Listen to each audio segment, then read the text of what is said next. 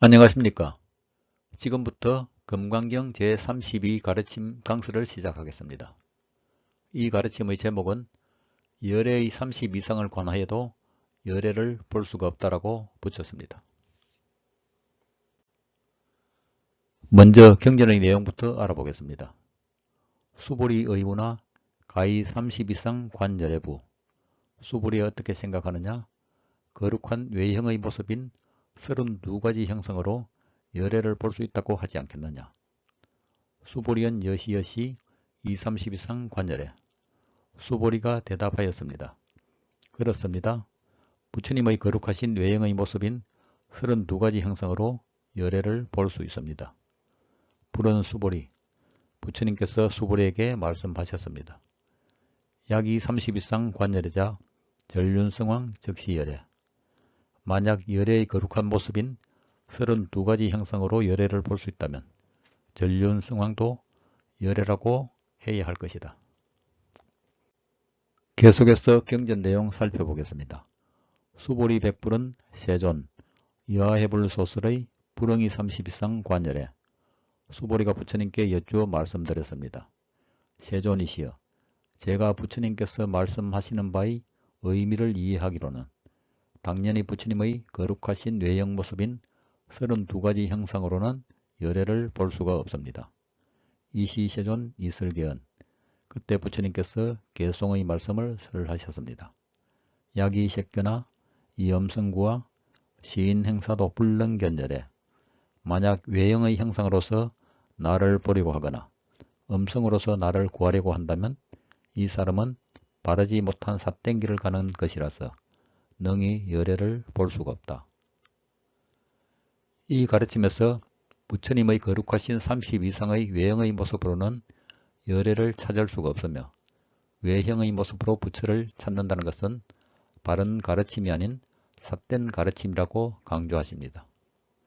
이 가르침은 부처님의 육신의 모습으로서 열애를 볼 수 없다는 제5 가르침의 내용과 유사하다고 하겠습니다. 경전 내용에서 부처님께서 먼저 열애의 30 이상으로 열애를 볼 수 있다고 하겠느냐고 하는 질문에 수보리 존자가 처음에는 열애의 30 이상으로 열애를 볼 수 있다고 답변하고는 다시 열애의 30 이상으로는 열애를 볼 수가 없다고 답변을 고쳐서 하였습니다. 따라서 이 질문과 답변에 대하여 그림에서와 같이 열애를 본다는 것에 대하여 이해의 폭을 넓히기 위해서 좀 더 설명을 붙여본다면 다음과 같이 4가지 견해로서 구분해 볼 수가 있겠습니다.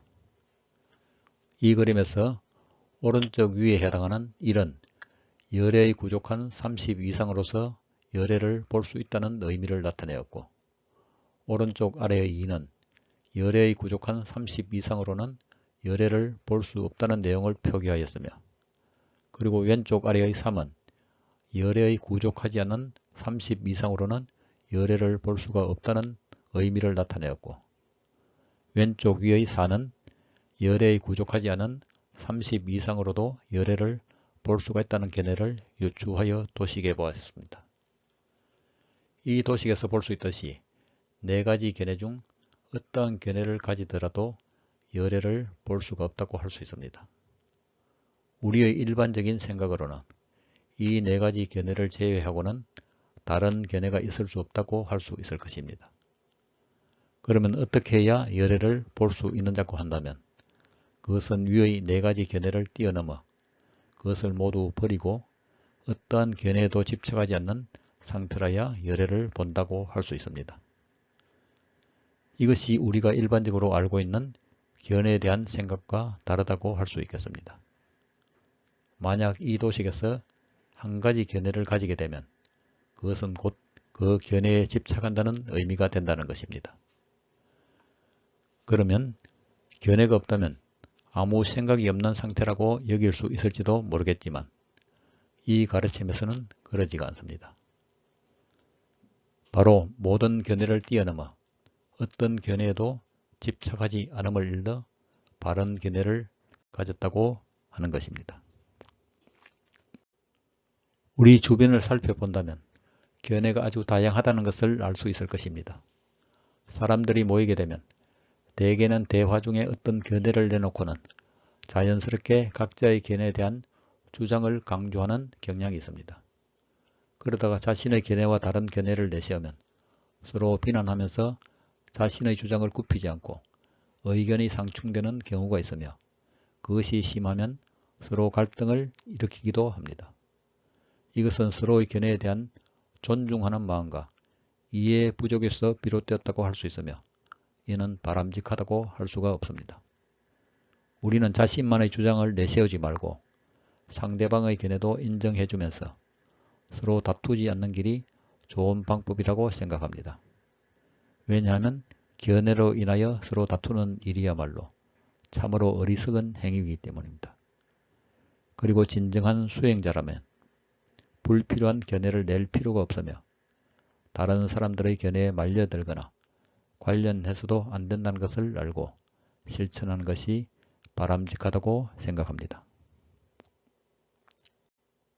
여기서 전륜성왕이라는 용어가 나오는데 전륜성왕은 외형상 모습이 부처님과 동일하게 32성을 갖추었으며 무력이 아닌 정법과 덕행으로 천하를 다스린다는 이상적인 왕이라고 전해집니다. 이 경전 문구에서는 외형상의 32성으로서 열애라고 한다면 전륜성왕을 보고서도 열애를 보았다고 오해를 할 수 있다면서 외형상으로 열애를 찾지 말라는 가르침을 우리에게 다시 한번 새기도록 일깨워주고 있습니다.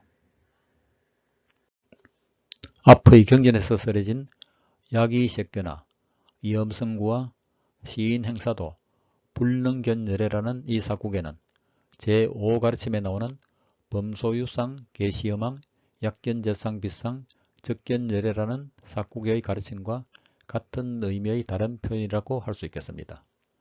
제5가르침에서는 모든 상을 상이 아님을 본다면 곧 열애를 본다라고 쓰여졌고 여기서는 외형적인 형상이나 소리로서 열애를 찾는다면 곧 열애를 볼 수 없다라고 쓰여졌기 때문입니다. 이 두 사구계를 잘 음미한다면 동일한 가르침임을 알 수 있을 것입니다. 그리고 이 두 사구계는 널리 알려진 금강경의 대표적인 개성으로 많은 수행자들이 인용하고 있으며 이 내용의 의미를 잘 이해하여 마음속으로 깊이 사유하면서 수행한다면 반드시 열애라는 개념을 이해할 수 있고 각자의 마음속에서 드러나는 열애를 찾을 수 있으리라 생각합니다. 이상으로 제32 가르침 강서를 마치겠습니다. 경청해 주셔서 감사합니다.